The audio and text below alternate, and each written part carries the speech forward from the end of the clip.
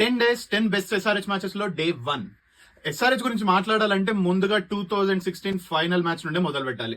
ఆర్సీబీతో final, అది కూడా RCB home ground లో.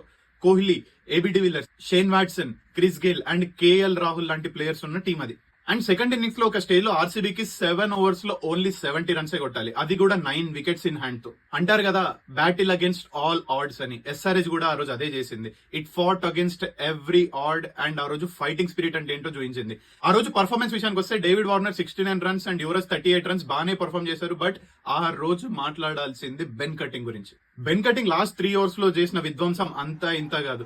ఆ 117 meters out of the stadium 6 అయితే నాకు ఇప్పటికీ గుర్తుంటది. బ్యాటింగ్ లోనే కాదు, బౌలింగ్ లో కూడా 200 స్ట్రైక్ రేట్ తో బ్యాటింగ్ చేస్తున్న క్రిస్ గేల్ వికెట్ తీసి క్రూషియల్ టైమ్ లో ఇంపార్టెంట్ క్యాచెస్ తో ఓవరాల్ గా బెన్ కటింగ్ ఆ రోజు బీస్ట్ మోడే ఆన్ చేశాడు. ఆ ఫైనల్ మ్యాచ్ లో ఎవరికి థ్యాంక్ యూ చెప్పినా చెప్పకపోయినా బెన్ కటింగ్ కి మాత్రం ప్రతి ఒక్క ఎస్ఆర్హెచ్ ఫ్యాన్ తప్పకుండా థ్యాంక్ యూ చెప్పారు.